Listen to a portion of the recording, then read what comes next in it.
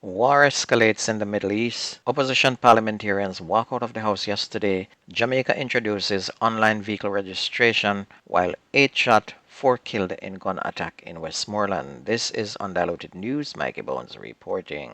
Former U.S. President Jimmy Carter celebrated his 100th birthday yesterday, and he is the first ex-president to live to be 100. When asked what he most liked about his 100th year, he said to vote for Kamala Harris. He will be voting by mail-in ballot according to a family friend, adding he always been very politically active and nothing has changed with that respect. Meanwhile, things don't look good in the Middle East at all, and Israel continues to attack Gaza and Lebanon in their quest to going after Hamas and Hezbollah.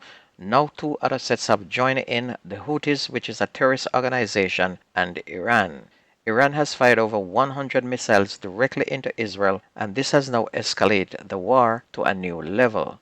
Most of the 100 rockets fired at Israel were intercepted by American-made defense air system.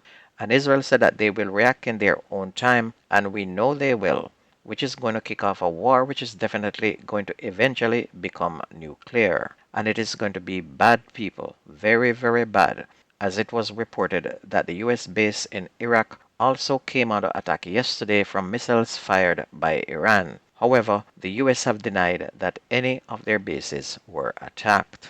The vice presidential debate took place last night, and it was very tame and scripted, like both candidates were sticking to a script they were given. Of course, we're still waiting on Republican J.D. Vance to answer at least a single question, because he have not answered not one question asked, and of course he was just spewing his lies after lies, as the moderators were not allowed to do any fact check. So he just continued to pretend he was on point with lie after lie, while Democrat Walsh was timid, not his usual self, and only started to fact check Vance in the final hour. He did not do a very good job of calling Vance out with his many lies. And we're still waiting on him to answer if Trump lost the 2020 election. He was asked this question twice and refused to answer, showing that he's only loyal to one person, Trump, not the country. And if you don't know who to vote for by now, something wrong with you know. Members of the parliamentary opposition walked out of the House of Representatives yesterday afternoon after an attempt by opposition leader Mark Golding to table a no-confidence motion against Prime Minister Andrew Holness, which was blocked by Deputy Speaker Heroic Clark.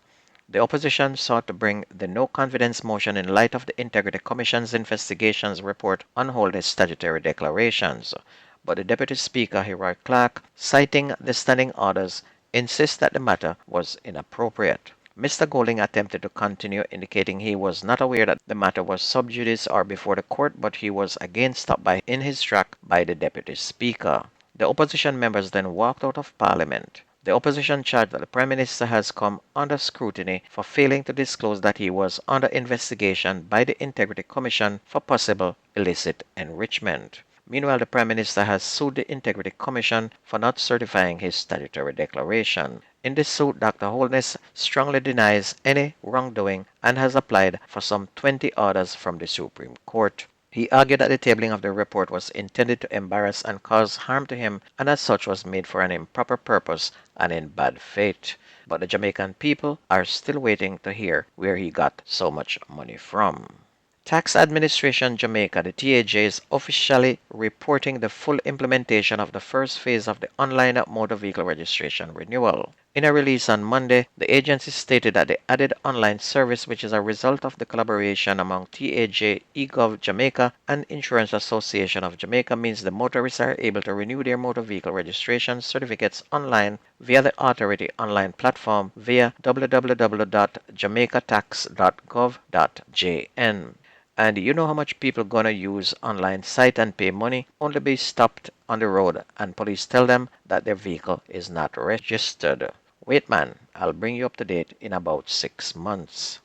Principal of George Headley Primary School, Arita Willie, is warning that the challenges in the education system will continue to make migration attractive to teachers. The warning comes after about 8 educators at George Headley Primary, as well as some from at least 2 other primary schools in the corporate area, are yet to receive their salaries for September. Mrs. Willis said, with no definite word from the Ministry of Education on when the teachers will be paid, the school will have to pull funds from their coffers to cover their expenses. and the principal warned that these and other issues in the education sector will further push teachers to leave Jamaica. She said that 7 teachers from his school resigned to take up offers overseas this year. Kingston East Police seized one 9mm Sigsaw pistol with a magazine containing 4 9mm cartridges in Rockford, Kingston on Sunday. Reports are that about 5:30 p.m., police acting on information conducted a targeted raid in the area where a premises was searched, and during the search the firearm and ammunition was seized.